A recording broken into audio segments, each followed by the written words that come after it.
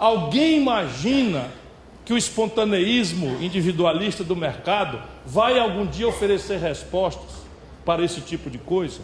Alguém imagina que é possível confrontar essas coisas pelo mercado?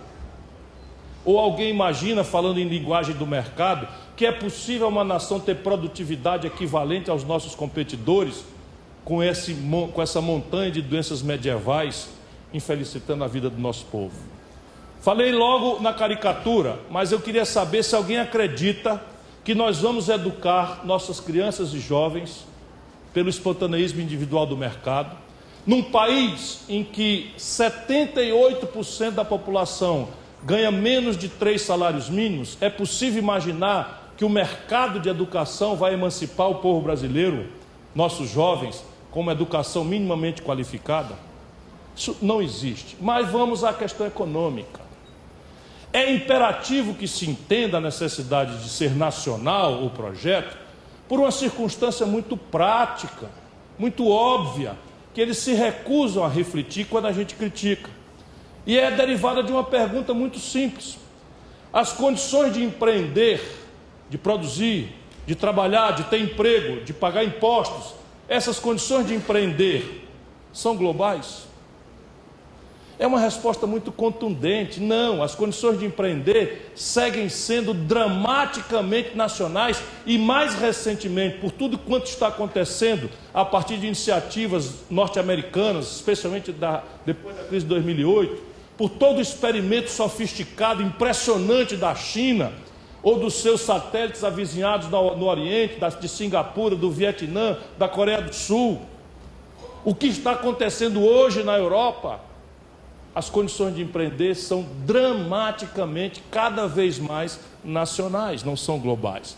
Se não, vejamos, é ou não é uma condição essencial ao ato de produzir, de trabalhar, de abrir um comércio, abrir uma indústria, abrir uma estrutura de serviço, a personalidade do financiamento?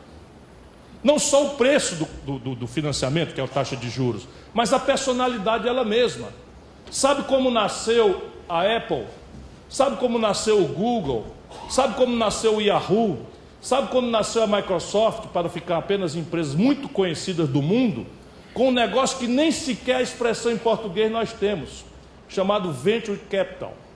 Sabe o que é isso? É um dinheiro que o capitalista moderno do mundo disponibiliza para financiar inovação, ideias novas, audaciosas, que não tem precedente pretérito, ou seja, não tem precedente que demonstre que ela é viável, mas que tem um alto potencial imaginativo de inovar, de criar uma coisa. Portanto, não tem garantia, portanto, não tem custo, não tem juro. Qualquer de vocês, tendo uma ideia inovadora, nos Estados Unidos, na Europa, ou no Japão, ou na China, vai num fundo de Venture Capital, apresenta a ideia, isto é ajuizado por um coletivo, e se aquela ideia de fato tiver um potencial, eles botam o dinheiro. Se o empreendimento como o Google deu certo, o Facebook deu certo, eles são, doravante, sócios, ganham de serem sócios de 10%, de 20%, de 30% dessa empresa nova. Se micar, o prejuízo é do capitalista. Só que cada 100 empresas, 2 que dão certo, paga 98 que fracassam. Isto não existe no nosso país, como personalidade do capital, só para dar um exemplo. E o custo? Faz 11 anos que se toma dinheiro emprestado no primeiro mundo a juro negativo. O que é juro negativo? É você estando na Alemanha, você toma 1.000 euros emprestado dia 1º de janeiro, no fim do ano você está devendo 970. Porque a inflação come e o juro é negativo. Sabe quanto se desconta uma duplicata no Rio de Janeiro? Um cliente de primeira linha, 1,75% ao mês. Significa o seguinte, que aqui no Rio de Janeiro, se você tomar R$1.000 emprestado no primeiro dia do mês e for de primeira linha, no fim do ano você está devendo R$1.410.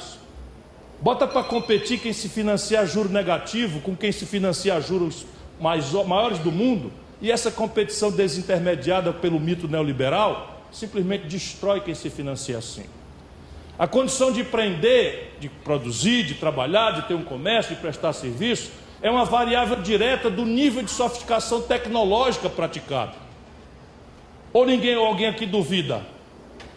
Quem aqui aprendeu datilografia, né, com a SDFG? Pois bem, a inovação tecnológica destruiu as fábricas de máquina de escrever. Todas as pessoas que trabalhavam como máquina de escrever sumiram.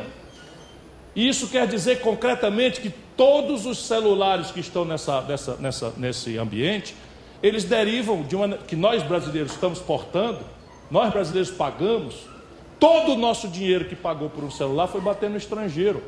Por quê? Porque o domínio tecnológico é essencial ao ato de empreender. E tecnologia não é uma coisa que se distribui por igual no mundo, cada vez mais agressivamente, inclusive protegido de forma prepotente por leis de propriedade intelectual impostas a canalhas do mundo periférico, como aconteceu com a lei de propriedade intelectual brasileira, uma das mais entreguistas do mundo. E aí simplesmente nós não temos condição de competir. Quantos celulares brasileiros existem? Nenhum. Sabe um carro produzido em Resende aqui, para a gente dizer que o Brasil tem indústria automobilística?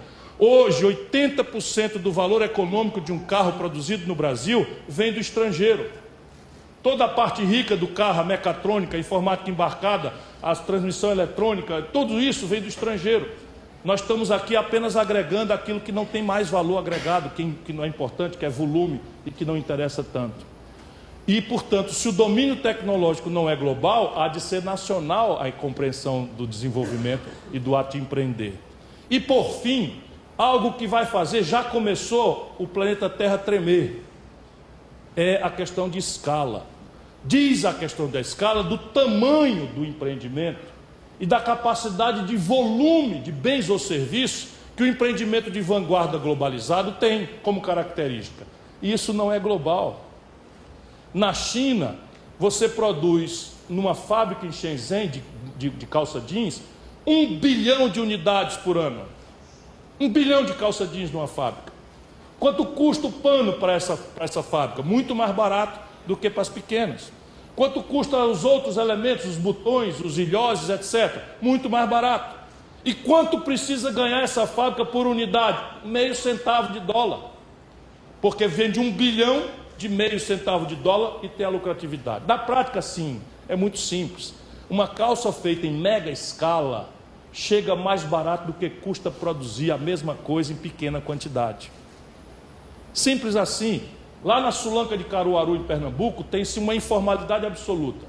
Toda esta agenda selvagem de uma certa fração do empresariado escravocrata brasileiro já é praticada. Lá não tem previdência, lá não tem direito trabalhista, lá não tem jornada de trabalho, lá não tem indenização por hora extra, lá não tem imposto, lá não tem absolutamente nada. Pois bem, uma calça jeans feita na China, pelo mero fato de ter feito em mega escala, chega mais barato em Caruaru do que uma calça jeans feita por eles nessa condição selvagem de trabalho. E a escala de uma economia é dada, por primeiro, pelo tamanho do seu mercado interno, que é imediatamente uma variável do seu perfil de distribuição de renda. No Brasil, vou repetir esse argumento muitas vezes, nós temos a mais perversa distribuição de renda de todas as economias organizadas do mundo. Agora vamos juntar as 3 condições, fora outras tantas, e a taxa de câmbio, que é um pouquinho mais complexo. As economias de vanguarda com a qual nós somos obrigados a competir se financiam a juro negativo e a personalidades de capital absolutamente exóticas, operam na ponta do processo tecnológico enquanto nós estamos retardando e piorando a nossa maturidade tecnológica. O Brasil está retrocedendo nessa área e tende a se apresentar para a competição com mega escala. Junta esses 3 fatores e bota para competir com uma economia estrangulada no financiamento, retardada tecnologicamente e obrigada a pequena escala, porque 7 em cada 10 empregos no Brasil são germinados por pequenas empresas. Não fica um, meu irmão. E aí você começa a entender os números do Brasil. Nos últimos 3 anos, só para tomar os últimos 3 anos, 13 mil indústrias foram fechadas no Brasil. 220 mil pontos de comércio foram fechados no Brasil. 63 milhões de brasileiros estão hoje humilhados com o nome no SPC. Mais de 5 milhões de micro e pequenas empresas estão negativadas no Serasa, indo para a falência também. O empresariado nacional brasileiro está devendo 3 trilhões de reais. E esses 3 trilhões de reais, 600 bilhões de reais já estão atrasados. E os bancos se retraíram porque nós, criminosamente, ao longo dos últimos 20 anos, permitimos que o sistema financeiro brasileiro fizesse o que nenhum país do mundo capitalista jamais admitiu. No Brasil, 82% de todas as transações financeiras estão concentradas nas mãos de 5 bancos apenas. Só para vocês terem ideia, nos Estados Unidos brigam pelo consumidor, pelo cliente, 5 mil bancos. E a forma da briga de 5 mil bancos é baixar juro, é baixar tarifa, é tratar o cliente com o mínimo de decência. Nos Estados Unidos, você paga 17,5% de juro no cartão de crédito marca Visa ou American Express, que são marcas americanas. No Brasil, você paga 486% de juro pelo mesmo Visa e o mesmo American Express, porque o governo brasileiro, desde o Fernando Henrique, está entregue ao controle do sistema financeiro e do rentismo. Essa é a cruel realidade.